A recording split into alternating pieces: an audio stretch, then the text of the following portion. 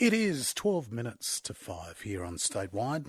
I've got to tell you, in between looking at the cyclone stories as it was covered on TV last night, around about 9 o'clock, there was an almighty roar that came up from around my place. I live next door to a Chinese temple. And it was very exciting. I should expect it, because this time, roughly every year, it was terrific, colourful, loud drumming, and right on the spot of midnight, a string of firecrackers that went off that lasted for about 2 minutes. It's very vibrant celebration, very interesting and very loud celebration. It was, of course, the celebrations to welcome in the Chinese New Year. Because it is, in fact, New Year's Eve or New Year's Day today, the 3rd of February.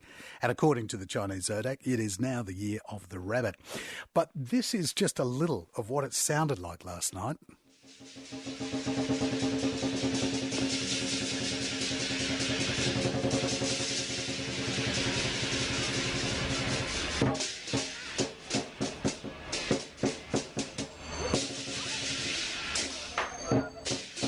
It is, of course, the drumming that does welcome in the new year, but it's not only the Chinese New Year, it is also the Vietnamese New Year. But I thought we'd touch with Thang Ngo, who is an Asian food and cultural expert. His blog can be found at noodles.com, and he joins me on the line this afternoon. Tang, good afternoon. Good afternoon, John. It's actually Noodlies with an Oh, Noodlies, I beg your pardon. It's my eyesight more than anything. That's fine. The spelling was correct. Tang, it's interesting to have the year of the rabbit. Is that necessarily a lucky year? Does it translate? Well, interesting you should say that, because each animal and each year has an animal, and each animal has its own trait. And the year of the rabbit actually represents refinement, good taste. So what you find, because the rabbits are quite creative, compassionate and sensitive. So it's actually a year that, and in some ways, it's a year for putting your feet up. I know you've just gone from a story about Yasi, but hopefully that's all going to end quite soon, and we have quite a relaxing, creative and wonderful year. And people born in the year are people like Dusty Springfield, Whitney Houston and Neil Simon. So you can sort of see that introverted, creative side coming out. That's interesting, isn't it? That it seems to have those traits with it. Why, or how is the Chinese New Year working, and the Vietnamese for that matter? It's based on the Lunar New Year, isn't it? That's right, and because we're on the solar or the Gregorian calendar, that's why it changes each year. And this year it's on, like you say, and Happy New Year, Kung Hei Fat Choi to you. Today is the first day of the new year. But interestingly, next year, and of course this year it's after Australia Day, but it's very interesting next year, the year of the dragon will be before Australia Day, be on the 23rd of January. Oh, okay, because it is usually after that date, as you were mentioning. That's right. It usually falls between the end of January and middle of February. It's a little bit like Easter. Easter changes each year. But it's rarely ever before Australia Day, but next year will be unique because it'll be 3 days before Australia Day. It's also accompanied with New Year's Day is accompanied by certain customs within the communities, and I imagine they'd be celebrated widely here, such as visiting other people and putting money out to buy presents and decorations as well. Yeah, and you alluded to that with the lion dance and the firecrackers, and the tradition with that is because it's thousands of years old, and the belief back then was that the noise and the colour and the movement would scare away the evil spirits, and that's why it has to necessarily be so loud. And also there's other traditions like cleaning the house. You have to clean the house so it's spotless for New Year's Day. And I think you might have mentioned the red packets. It's,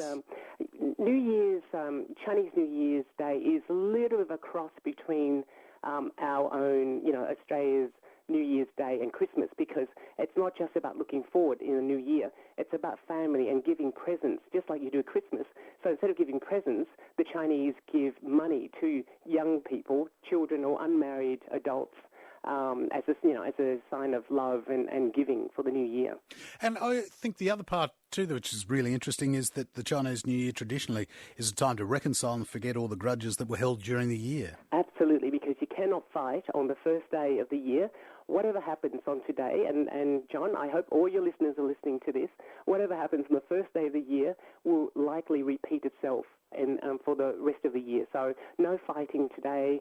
Do anything that you like that is good, but just don't refrain from fighting or doing anything that might be bad. All right, as long as you're not revisiting cyclones to us. That's yes, I was thinking about that when I was talking about that. Although I have to say, the Year of the Rabbit seemed to, and thank goodness, have made the cyclone, go down in its category, and that's a good thing. Yes, true.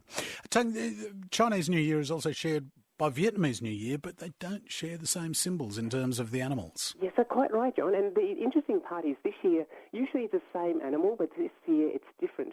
And you mentioned the Chinese, it's the Year of the Rabbit. For Vietnamese, and I'm Vietnamese, it's the Year of the Cat. Now, people were going, well, the Chinese and Vietnamese share the same calendar and the same zodiac. Why are they different? Well, no one knows the real answer, but one more credible explanation is that one word for rabbit in Chinese sounds like mao or mel, which in Vietnamese is the word for cat. Oh, right. So it could be just a case of mistranslation. That'd be a bit embarrassing for the person who made that mistake, wouldn't it? But it all realigns again later on. That's right. And next year will be the Year of the Dragon. For both? Yes. Terrific. One last point too, in terms of the overall celebrations, is it just a day or a week or a long time for both the Chinese and New Year's and Vietnamese New Year? Yeah, it's actually the biggest festival in the Asian calendar. And you know how hardworking the Asians are, but it's marked by a 3-day public holiday right across Asia, and particularly China. And in fact, the biggest mass movement of people is happening right now in China. 230 million Chinese are expected to get on the train and go home from the city where they work back to the regional and country towns because it's a time to spend with your family. And just think of that, 230 million people travelling right now to be with their loved ones. I couldn't. Luckily, they're not on New South Wales trains.